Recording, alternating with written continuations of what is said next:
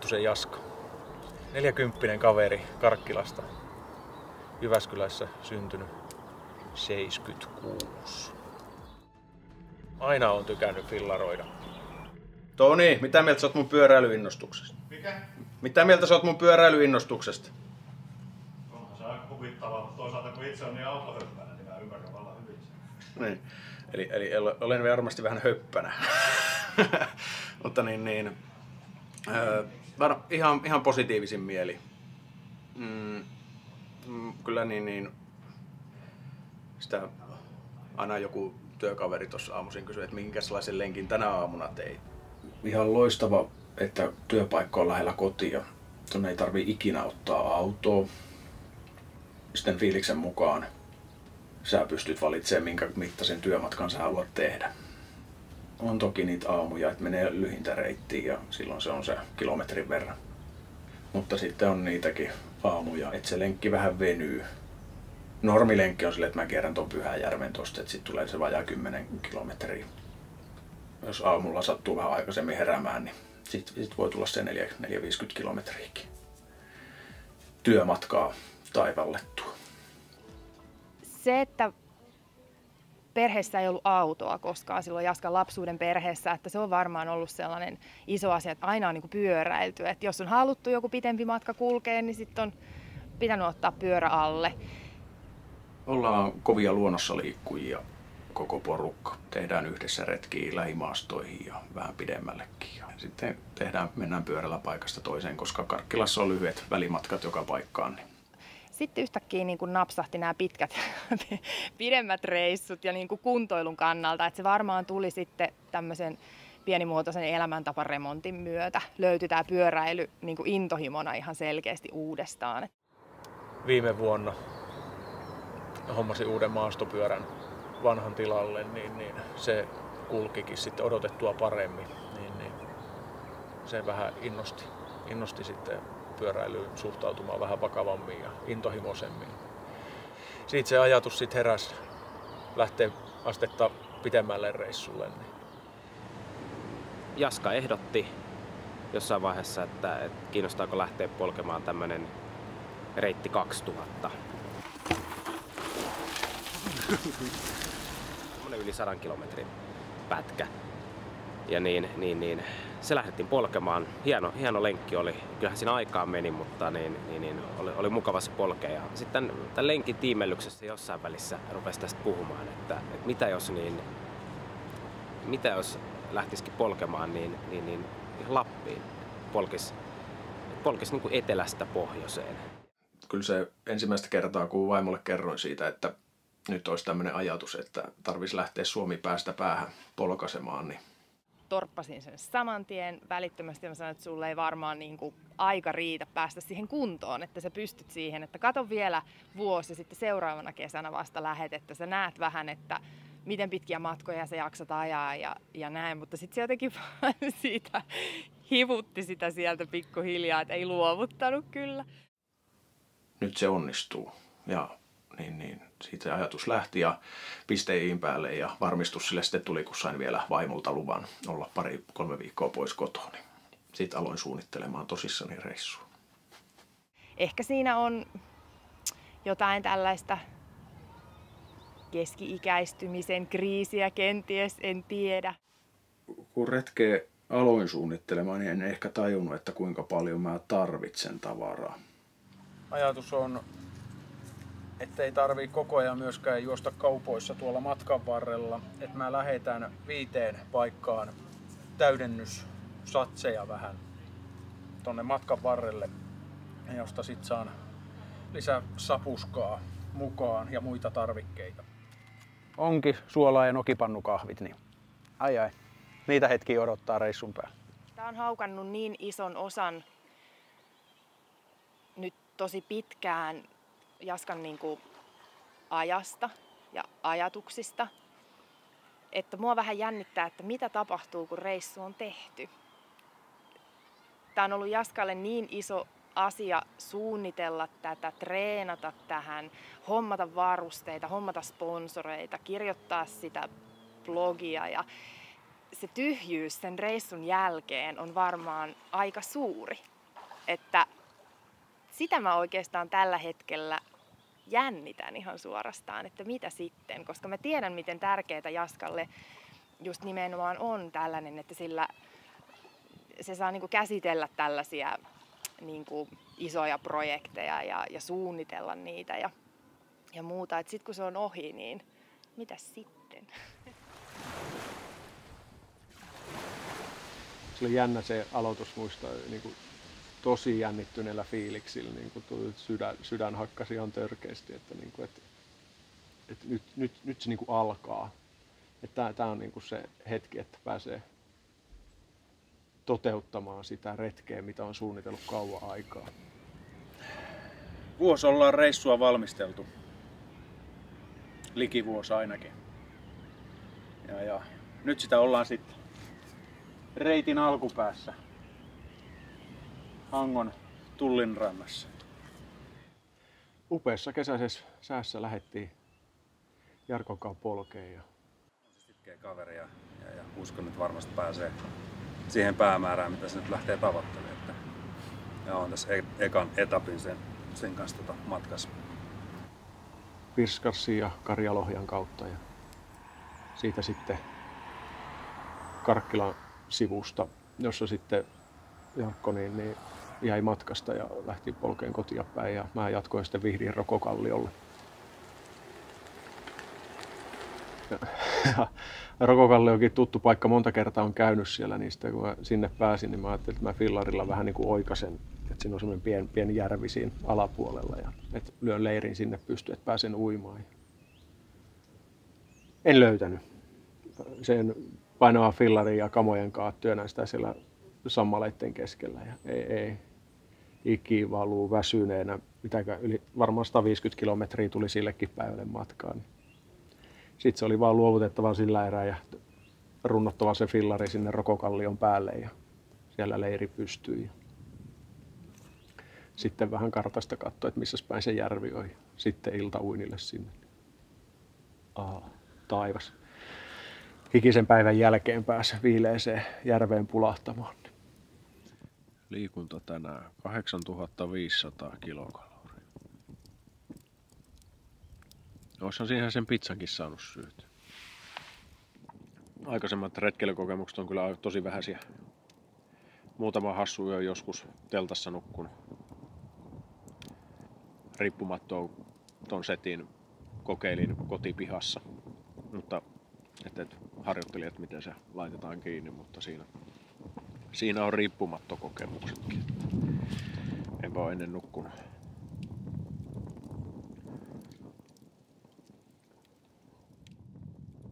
Tarvii malttaa. Mennä hiljaa. Tai hiljaa, mennä silleen sopivalla sykkeellä. Ettei ole liian lujaa eikä liian hiljaa.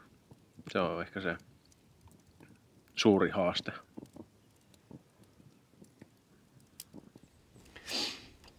Rokokalliolta heräilin, nukuin aika huonosti siellä sen yön. Mutta aikaisin sitä luonnon keskellä herää ja siinä sitten keittelin kahvit ja löin leirin kasaan ja varovasti laskin pyörän alas sieltä Rokokallion päältä ja taas tien päälle. Ja vaikka oli huonosti nukkunut yö, niin se oli tosi mukava hyppää pyörän selkään. Että sen edellisen päivän ylämäki-alamäki ajelut niin ei tuntunut nyt missään, koska tuntui vaan sillä, että mennään alamäkeen ja tosi helposti luisti fillari eteenpäin. Ensimmäinen semmoinen varsinainen kohde mulla oli tuolla Hollolassa, niin Kiikunlähde, Suomen suurimpia lähteitä. Söin eväät siinä ja se oli kyllä komea paikka. Tosi kirkas vesi ja rauhallinen paikka. Tämän mun retken yksi tarkoituksista on kiertää ja tutustua kauneimpiin suomalaisiin luontonähtävyyksiin. Ei kaikkiin tietenkään, mutta osan niistä. Sitten Kiikunlähteeltä lähdin jatkamaan matkaa eteenpäin ja kellosta katoin, että Vääksyn kanavalle, niin ettei olisi enää kovinkaan pitkää, montaakaan 10 kilometriä matkaa tai ainakaan 100 kilometriä. niin lähdin sitten reippaasti pyörän selkään ja se olikin sitten vähän pitempi matka, mutta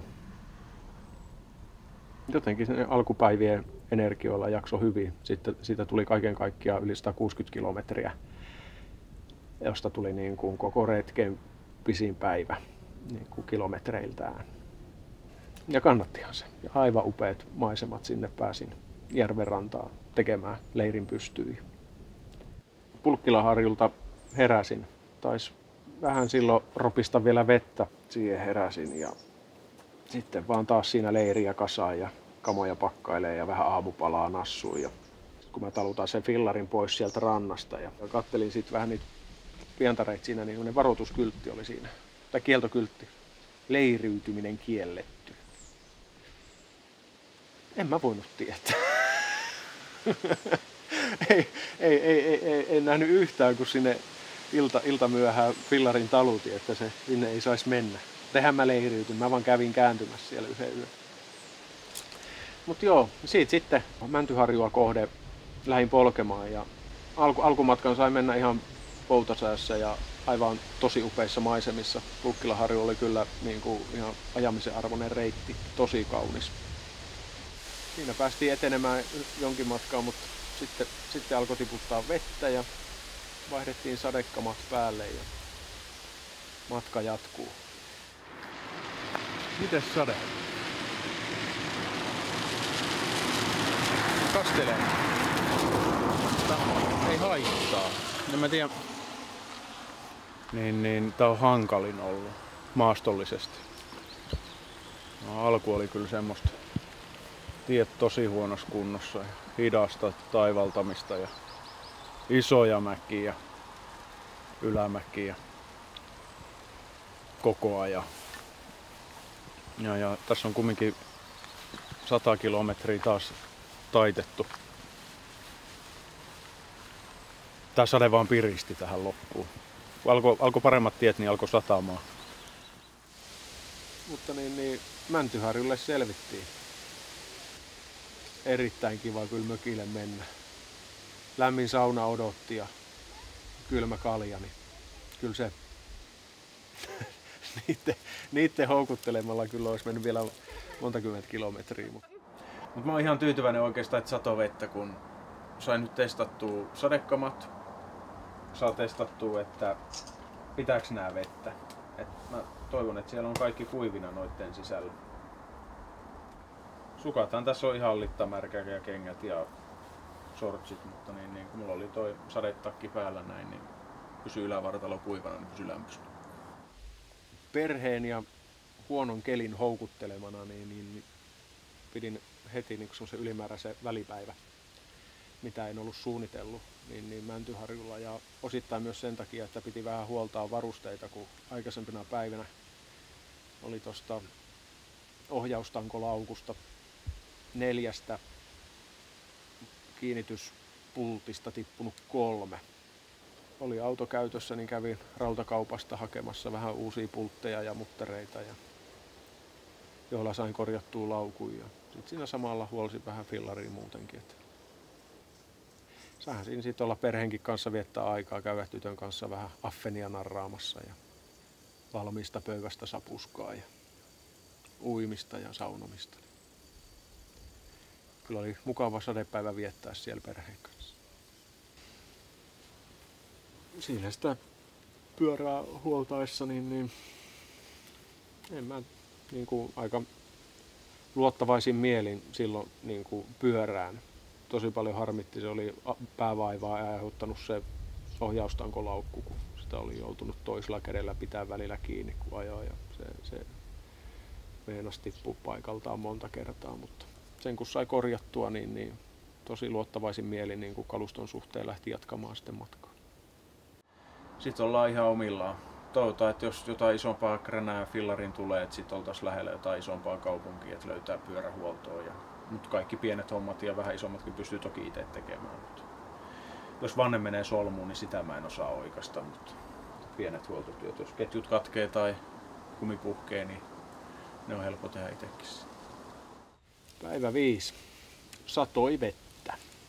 Satoi koko päivän, välillä satoi lujaa ja välillä aivan helvetisti.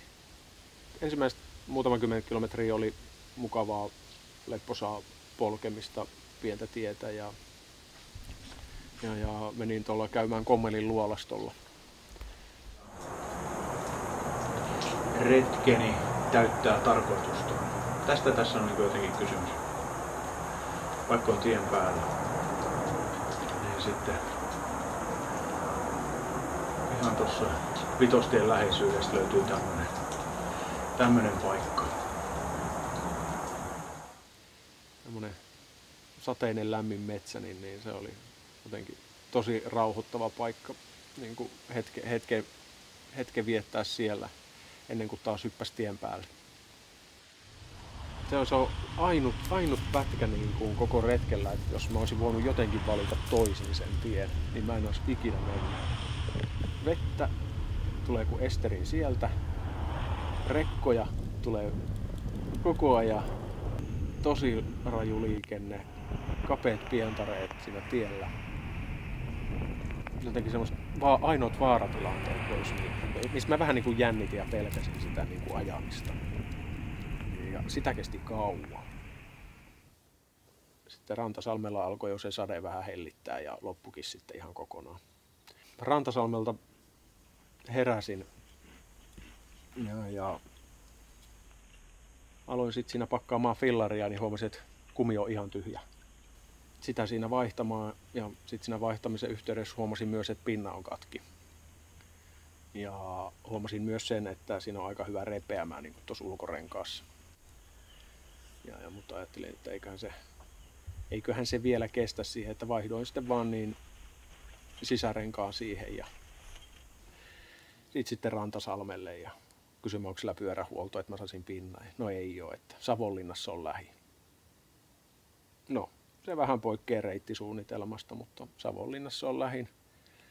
Ja mun on fiksua nyt tässä kohti huoltaa toi fillari, että lähdetään sitä kohti. No. Mä pääsen ajaa ehkä joku 20-30 kilometriä sitten Rantasalmelta Savonlinnaan päin.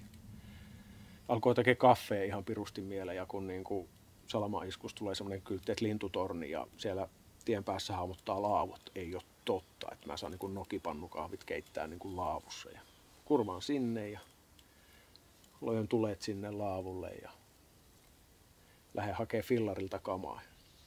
Rengas tyhjä. Joutuu taas muutaman kerran hengittämään silleen syvään, että no ei se mitään, että niin. Kamat pois fillarin päältä ja syödään tässä ja vaihdetaan kumia ja keitetään kahvit. No, mä keitin ne kahvit, mä keitin ne magnesiumveteen. Ja en juonut niitäkään kahveja, sit se ei maistunut kovin hyvältä. No, saan sen kumin paikan, vaihdettua taas ja vaihdoin päällikuminkin nyt, että se pysyisi ehjänä.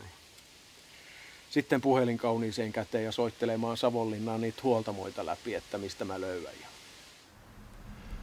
Kuinka vapautuneena mä sitten sen kaiken niin kuin aamun sähellyksen ja sähläämisen ja hässäköinnin jälkeen niin poljin niin kuin sinne Savonlinnaan. Niin köykäsin mieli ja lujaa, mä annoin niin kuin painaa vaan niin kuin menemään.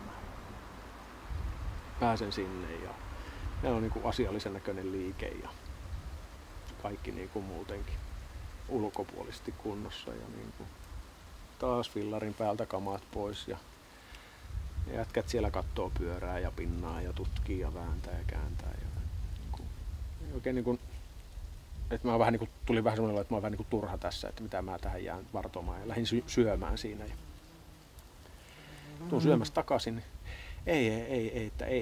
Ei tää onnistu tää. Pinna olikin ongelmallinen sitten. Ei löytynyt täältä kyliltä sopivaa pinnaa ja joten pyörä jäi huomiseen. Huomenna tulee Helsingistä sitten kokonaan uusi takakiekko, takavanne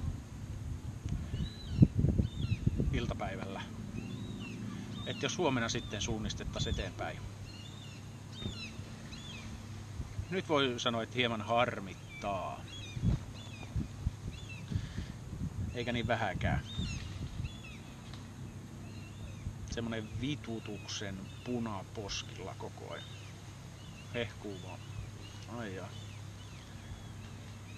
Niin se olikin, että mä sen saa iltapäivällä, että mulla oli se aamupäivä aikaa. Sitten mä ajattelin, että käytän sen jotenkin hyödyksi. Ja tein kamat sinne fillarihuoltopaikkaan ja sain sieltä semmoisen konkelin Persialle, että sitten pääsin sillä ajelemaan Savonlinnaa ympäri.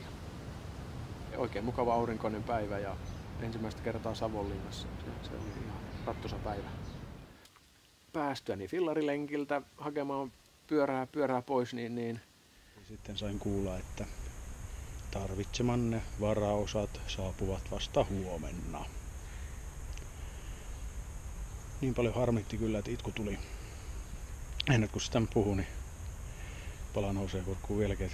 Odotukset oli niin korkealla, että tänään pääsee jatkaa matkaa ja huomenna on jo perjantai ja jos ei se osaa huomennakaan ja mitä sitten? Sitten tulee viikonloppu. Vähän sellaiset epätoivoiset on fiilikset tällä hetkellä. no, tovi siellä patsasteltua, niin sitten palasin takaisin ja päästiin siihen johtopäätökseen, että huomenna aamuna kello 10 niin on pyörä valmiina sitten, että pääsen jatkamaan matkaa. Kyllä siinä niinku, se on jännä, kuin niinku heikko ihmismielikin on siinä kohti, kun on vähän väsynyt ja ei siinä kaveritkaan oikein kompannut oikeaan suuntaan. Niin siinä alkoi olemaan semmoista, niinku, että oli tässä. Että jos mä nyt perjantaina en saa sitä, niinku huomenna perjantaina sitä fillaria alle, niin mitäs sitten? Että sit mä oon koko viikonlopun Savonlinnassa jumissa ja mitäs sitten ja mitä niin kuin näin. Epätoivoiset fiilikset, kuinka retken käy. Se olisi kyllä tosi iso pettymys ihan varmasti, jos reissu jäisi kesken syystä tai toisesta. Toivotaan, että niin ei käy. No, sain nukuttua. Menin aamulla 9:15, mä olin kolkuttelemassa siellä. Huoltaja avaa sen, fillarihuoltaja avaa sen oven ja hikipisaran valuu ohimolta. Et vielä 15 minuuttia, pamauttaa oven nenäeestä kiinni. Mä jäin siihen kadulle sieltä. Aha, no. Tää on ehkä ihan hyvä merkki. Ja mä persauskatuun kiinni ja jään odottelen siihen. No, se tasavartti menee, niin kaveri tulee sieltä pyörän kanssa ja ei sano mitään, ei kato. Lähtee ajamaan sillä mun pyörällä niin kuin poispäin musta. No on taas silleen, mitä täällä tapahtuu. Että niin kuin, nyt on palvelu kohillaan ja sinne se hävisi. Ei vähän aikaa kuulunut. No, tulihan se sieltä takaisinkin sitten. Pitihän se niin kuin koeajaa se, että vaihteet toimii ja kaikki. Ja pientä ruuvausta se vielä suoritti sille, mutta se sai sen valmiiksi. Oho. Ja kamat pyörän päälle kiinni ja jatkamaan matkaa. Eikä mennyt kauaa, kun nousee taas tie pystyyn. Siellä Savonlinnassa on se nostosilta, niin se oli nostettu pystyyn, että pääsee purjeveneet menee alta. Mutta siitä kun selvittiin silta alas, niin tie aukesi taas valoisana ja aurinkoisena. Siitä sitten matka jatkuu kohti Joensuuta, josta sitten hieman Joensuun jälkeen löysin sitten majapaikan kuivasta kangasmetsästä ja sinne vaan leiri pystyy ja unta palloa. Siinä aika hyvälle mustikka-apaille satuin ja siinä aamupala oheen vähän keräsin mustikoitakin kuksalliseen ja sainikin syötyy siinä ja sitten taas tien päälle. Enon kautta Kolille sen takia, kun Enossa oli niin täydennyspakkauksen haku ja se tuli sieltä noukkastuu kyytiin ja siitä sitten Kolia päin ja niin tohkeissa ja jotenkin hyvän tuulisena tein matkaa siinä, että ei tullut kellonkarttaakaan hirveästi siinä tuijoteltua, vaan painoin 5 kilometriä varmaan niin ohi risteyksen ja siinä oli vähän sadellutkin sitten, että mulla oli sadevaatteet päällä ja sitten hyppäsin satulasta pois ja alan katsoa, että missä pirussa mä oon. Eri reittivaihtoehtoja tuumailin siinä, että jatkanko toista kautta sinne Kolille vai palanko takaisin. Ja mun oli palattava takaisin, koska siellä oli yksi nähtävyys pirunluola siellä Kolilla kanssa, minkä mä halusin nähdä. Ja niin mä ajattelin, no ei siinä mitään. Että mä saan sieltä yhden upean valokuva otettua kanssa, mikä jäi ottamatta. Ja palasin siinä sitten takaisin ja olin laittanut sadevaatteet tuohon kuorman päälle. Liinalla kumminkin kiinni siihen, mutta en tarpeeksi hyvin, koska 20 kilometriä sen jälkeen mä huomasin, että sadehousut oli tippunut jonnekin sinne ukkokolin taakse. Taas vähän harmitti, että ei ihan kaikki päivät ole mennyt putkeen tässä, että toivottavasti tämä nyt jatkuu paremmin. Kävin kattoo sen kolin Pirunkirkon, joka oli komea ilmestys siellä. Sitten siitä taas jatkamaan matkaa sitä Kolin rantatietä, joka on semmoinen ei niin kauhean hyvässä kunnossa oleva hiekkatie, ja talutettiin niitä mäkiä vähän ylös siinä ja mentiin rauhassa. Kyllä komeen näköistä maisemaa, että se menee sitä rantaviivaa myöten, ja siinä on muutama hyvä uimapaikkakin, mistä piti uimassakin välillä käydä ja pesemässä vähän hiet ja harmistukset pois. Ja taas matka jatkui. Sitten siinä tulee sellainen kyltti, että 1,9 kilometriä Ukkokoli. Mä oon kuullut, että paikkaa kehutaan, mutta mun ei niinku ollut tarkoitus mennä katsomaan sitä. Mutta pakkohan se on nyt nähdä, että 1,9 kilometriä, eihän se ole kovin kaukana. Että siistin näköinen polku tossa menee. Ja lähden lykkäämään fillariin sitä polkua pitkin ja pääsen aika hyvinkin etenemään. Ja polku alkaa vähän jyrkkeneen ja menemään huonommaksi. Ja se oli kyllä pisin 2 kilometriä, minkä mä oon ikinä kävellyt. Sitten kun pääsin sinne Kolin huipulle, niin tää on hieno paikka, missä tällä retkellä on käynyt tähän. Kaikki murheet ja väsymykset haihtuu sen Siljäntien, niin kuin jotenkin henkeä salpaavat ne maisemat sieltä päältä. Ja kyllä kannatti kiivetä. Kolilta herättiin ja laskettiin alas sieltä ja pääsin sinne Kolin satamaan, niin se ajatus vahvistui, mikä oli ollut edellispäivänä, että siitä lähtee tuommoinen kantosiipialus Lieksaan. Et mä lähden siihen. Fillari sai kovimmat kyydit sillä reissulla. Oli aika haipakkaa, 70 meni se alus siellä järvellä ja se oli kyllä makea olla siellä kannella. Tukka ja parta putkella mentiin vähän aikaa jo. Ja sitten Lieksaan, se ei kovin kauan se matka sinne kestänyt, niin oltiin siellä ja satuin sattumoisin hyvän aikaan sinne, koska siellä oli MM-kilpailut. Kaislikkohiihdon MM-kilpailut.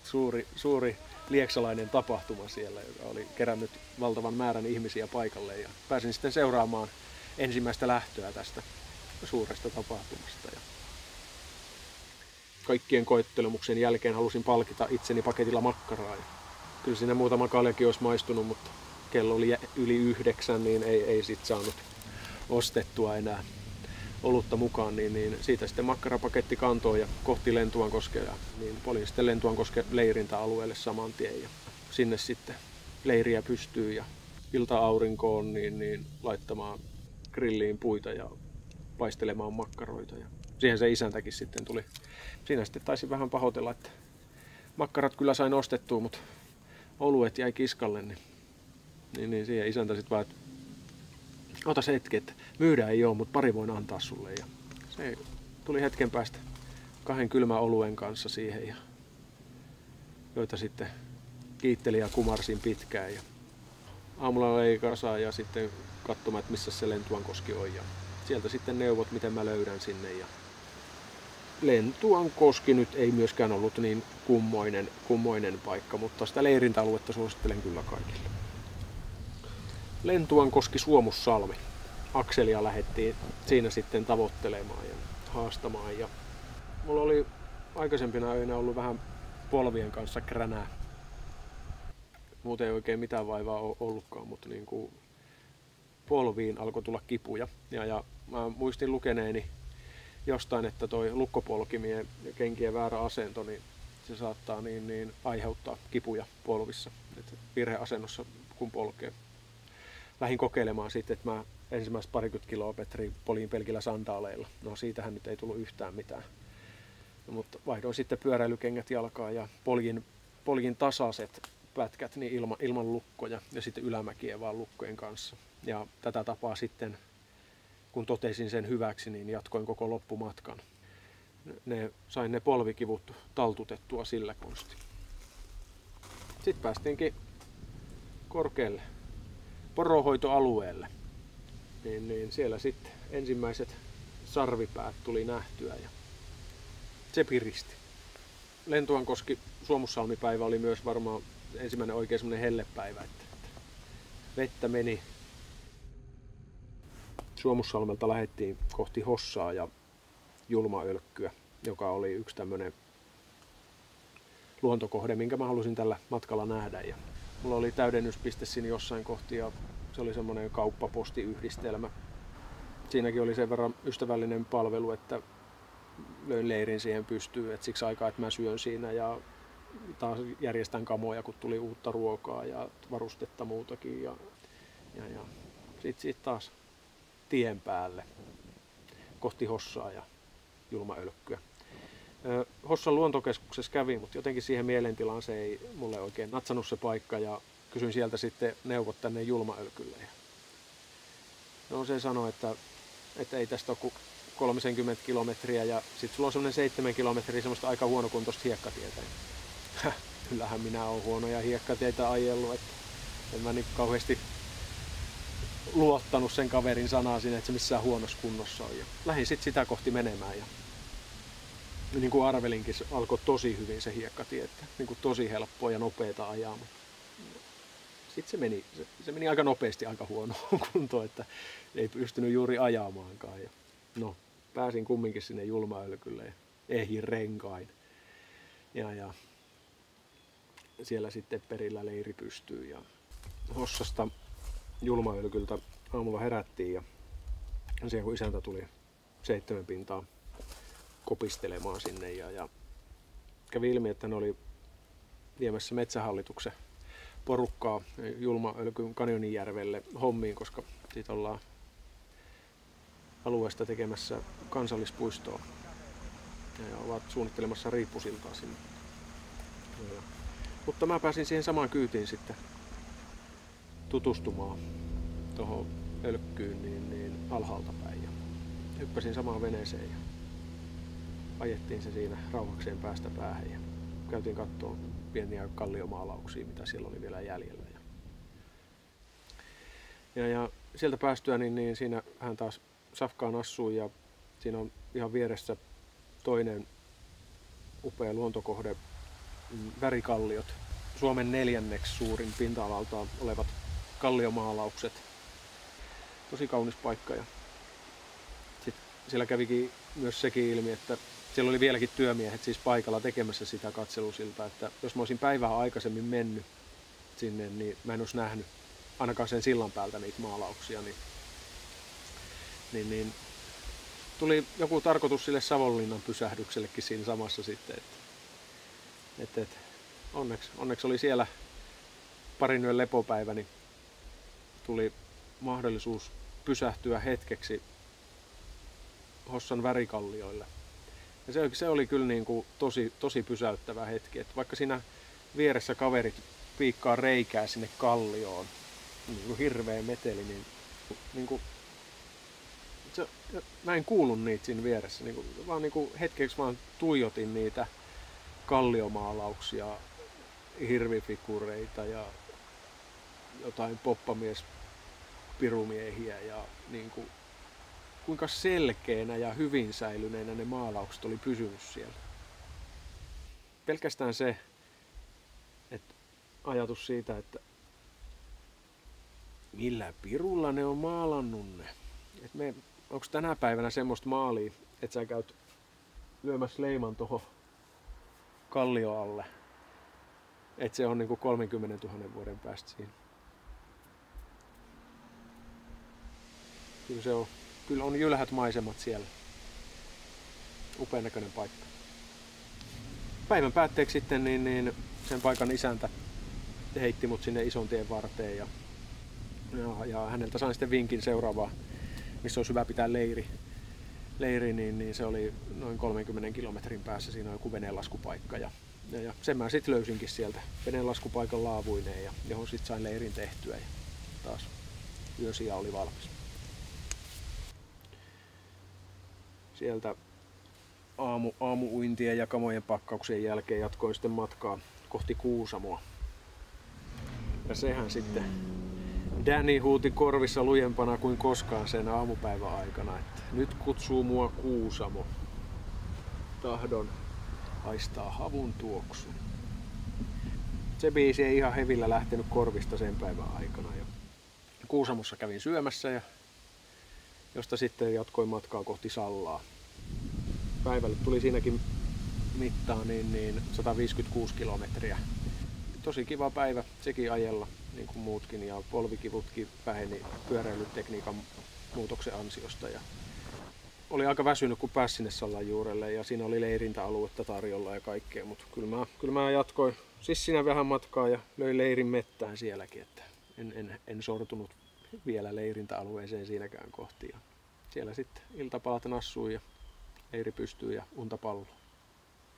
Kuusamo oli yksi merkkipaalu ja silloin fiilistellyt paljon, mutta tällä kertaa se vaan jäi tien varteen. Se oli kyltissä ja kävin syömässä, mutta näin metsän jämäkän ja vaaran sinertävän, mutta niin, muuten se oli vaan ohikulkumatka.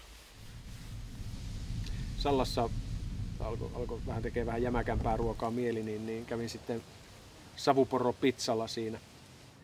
Ja siitä sitten matka jatkuu ja niin kuin porukkaa menee ohi ja siinä sivukorvalla kuulen, että siellä on autohuutokauppa.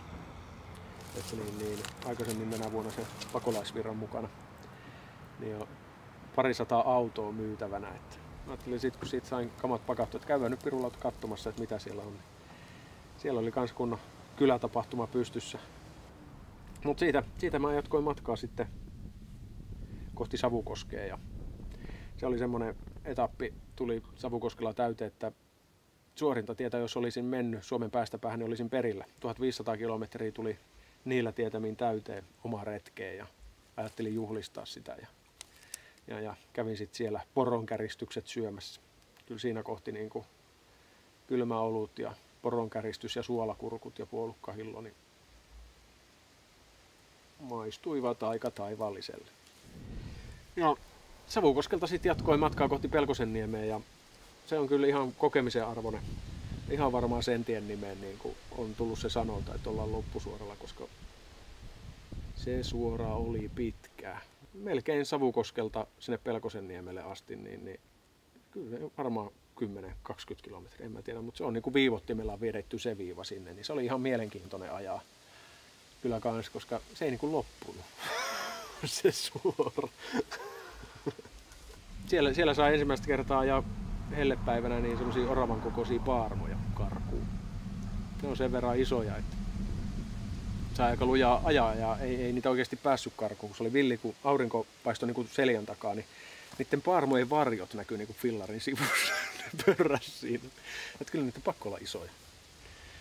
Pelkosenniemeltä tai sitten Liepeiltä heräiliin semmoiseen pieneen sateenropinaan, mutta tosi aikaisin. Olisiko ollut kello 5:30 jopa. Ja ajattelin, että nyt on pakko lyödä leiri äkkiä kasaan ennen kuin kamat kastuu. Ja äkkiä pystyy leiri kasaan ja sade loppui. Mutta niin, se on ihan hyvä, että jäi aikaa polkea. Ei mene päivä hukkaa sekään. Ja siitä sitten tien päälle ja muutaman kilometrin poljin siitä, jos pääsin isolle tielle, niin se tie oli ihan märkä. Se pilven reuna vaan oli hipassut sitä mun leiriä. Ja siitä onnellisena jatkoin matkaa ja Sodankylään asti sain poljettua märällä asfaltilla, mutta kuivin nilkoin. Sodankylässä oli taas, alkoi se retkimuona jo silleen tulemaan toisesta korvasta pihalle, niin aina kun oli mahdollista, niin halusi sitten vähän jotain muutakin ruokaa. Ja menin kyllä niin kuin semmoiseen ihan ruokaravintolaan, mutta sieltä sai vasta puolen päivän jälkeen ruokaa ja eihän mä en nyt voinut tuntia odottaa. Ja vieressä pizzeria yllättäen, niin sitten taas syödään savuporo homejuustopizzaa ja no mikä, siitä saa paljon energiaa ja hiilareita ja kaikkea, niin kai se on pyöräilijälle ihan hyväksikin. Sodankylästä alan starttailemaan ja siitä alkoi sataa. Ja satoi koko loppupäivän. Ja mä alkoi harmittaa siinä, koska mä tiesin, että mulla on se Pyhänattanen olisi semmoinen seuraava kohde, minkä mä haluaisin nähdä. Mutta mulla ei varusteita vesisateella lähteen tunturiin kävelemään.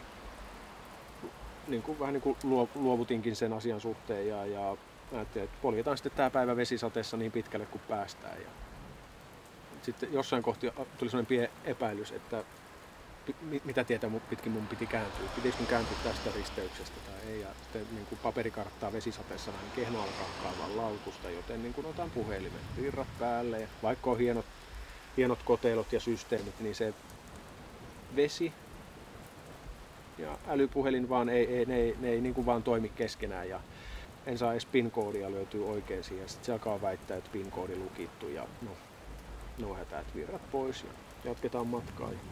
Sitten tulee muutaman 10 kilometrin päästä siitä niin Vuotson maja. Ajattelin, että lähden sieltä kysymään niin kuin neuvoa ja apuja. Itteni ajan siihen pihaan ja vettä valuvana kömmin sinne lämpöiseen tupaan, jossa kaappikello hiljaa nakuttaa. Ja isäntä on just menossa lisäämään puita saunaan. Niin se vaan niin kuin yhtäkkiä lipsahti suusta, että paljon tällä maksaa yö. Se tuli aika itsestään silleen. Niin kuin siinä hieman ehkä kylmissään ja kaikki kamat märkänä taas. Niin saunan kautta sänkyyn nukkumaan ja piru hyvät yöunet siinä. Ja sitten aamulla siitä aamupalalle valmiiseen pöytään ja sitten käy ilmi, että se Vuotson maja on ihan siinä Pyhänattasten vieressä. Että siitä joku 10 kilometrin hiekkatie, mutta huonokuntoinen hiekkatie. Ja aloin sitä voivottelemaan, että mä en uskalla tuolla mun fillarilla kyllä lähteä sitä, että milläköhän mä pääsen. Ja no, mä heitän sut. Mä tuun hakee pois. Se isäntä niin oli siinä niin heti niin auttavaisin mieli reissumiestä auttamassa. Ja että ei ole todellista.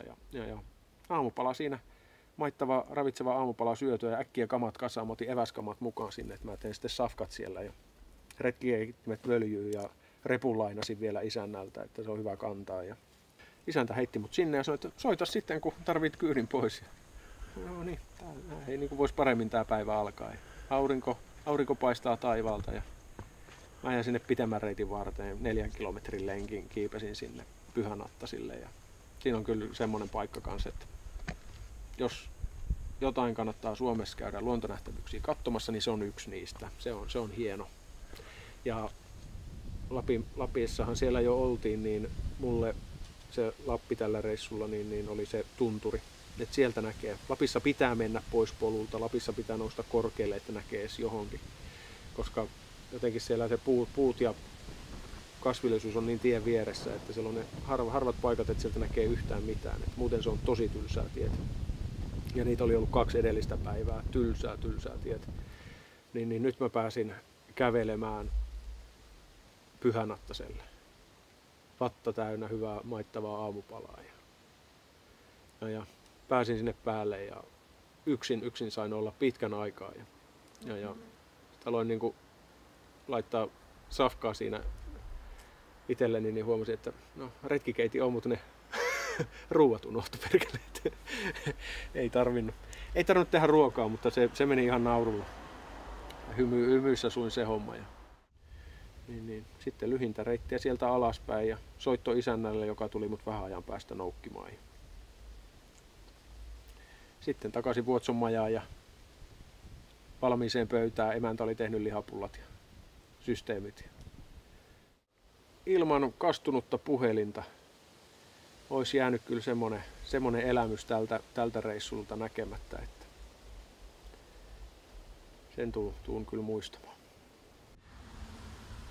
Aikein mielin Vuotson maja jätettiin taakse ja hypättiin taas Satulaan. Olin saanut siinä parin päivän aikana taas virrat ladattua sekä itteeni että kaikkiin sähkölaitteisiin. Vuotsosta lähdettiin kohti Saariselkää ja maisemat aivan henkeä salpaavia Saariselällä. Hienoa alamäkeä. Siinä tuli taas retkipyöräilijöitä vastaan, kun mä laskin 60 alamäkeä, niin ne hiessä päin nousi ylöspäin.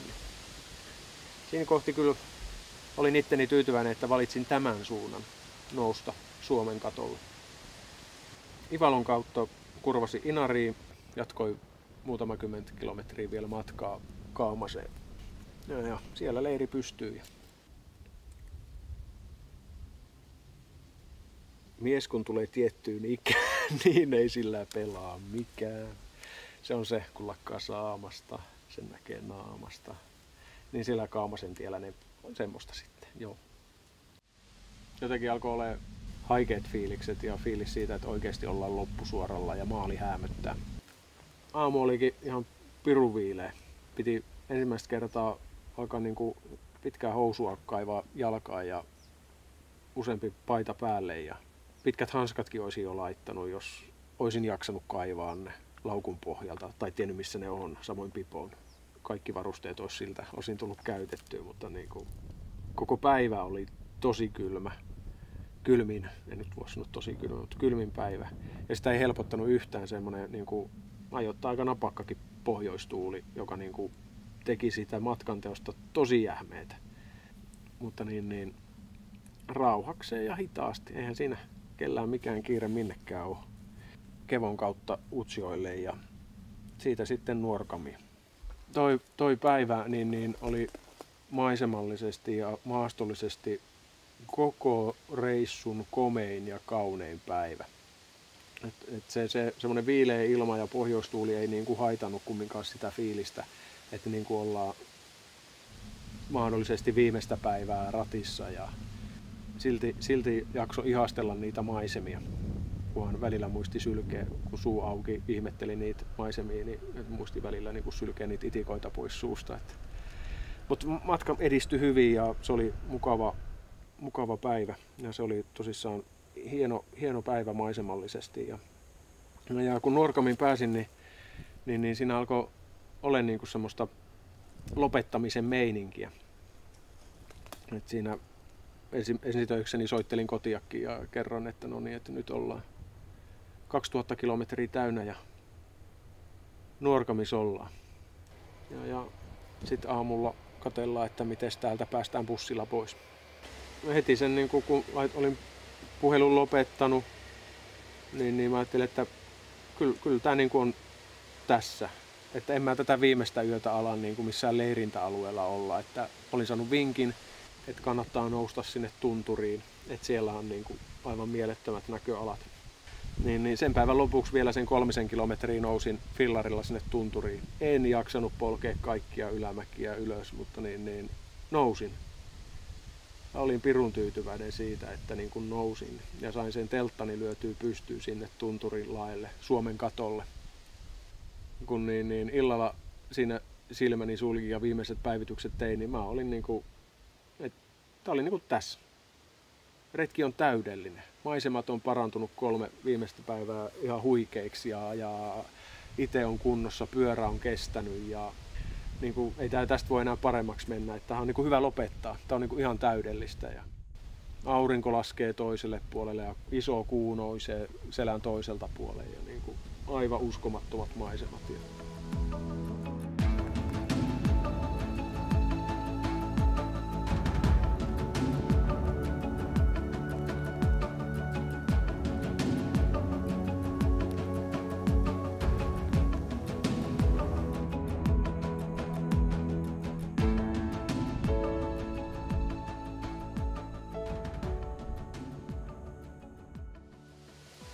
Mutta kun aamulla sit heräsin ja auringonpaisteeseen ja avaa teltan oven siitä ja semmoinen lämmin etelätuuli puhaltaa sinne telttaan sisään, niin se oli aika nopea semmoinen ajatus, jos sitä kumminkin 1 päivän polkis. Tämä on sitten se vaihtoehtoinen loppu. Laskettelin bussipysäkille ja mä alan katsoa sieltä niitä aikatauluja. Ja siis Näätämöstä pääsee kans. Ehkä mä teinkin niin. Mä poljen Nuorgamista Norjan kautta, Jämeren kautta Näätämöön. Se tuli niinku semmonen reittisuunnitelma aika nopeasti tehtyä ja sitä lähdin sitten toteuttaa.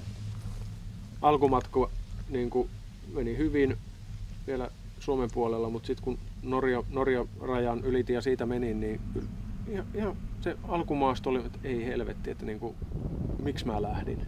Niin karun näköistä, niinku kuolleita vaivaiskoivuja, mustuneita joka puolella. Ihan niin kuin olisi joku myrkyttänyt sen niin kuin koko alueen. Karun näköistä. Vielä oli vähän semmoinen harmaa ilmakin, niin veti vähän mielen alas, että tätäkö mä tulin katsomaan. Mutta sitten mä niin kuin näin, että pilvet on menossa poispäin ja sinistä taivasta tulossa, niin mä jäin yhden semmoisen mäen päälle siihen odottamaan. Että aurinko tuli esiin, mä lähdin laskee hienoa mäkeä alas ja aurinko valas siellä jo jäämerta ja sitten se niin kuin maisema aukesi. Ja niin kuin maastollisesti ja nousullisesti retken rankin päivä. Tosi pitkiä nousuja, osa tosi jyrkkiä. Kaikki poljin. Osa mäessä vaan piti pitää pari taukoa siinä mäen keskellä, että jakso ylös asti, mutta niin menin.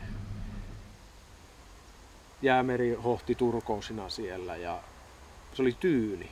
Ei tuulu, mutta selän takaa vähän. Että niin kuin se aivan loistava fiilis. Niin kuin tiesit, että nyt mennään niin kuin sitä viimeistä päivää.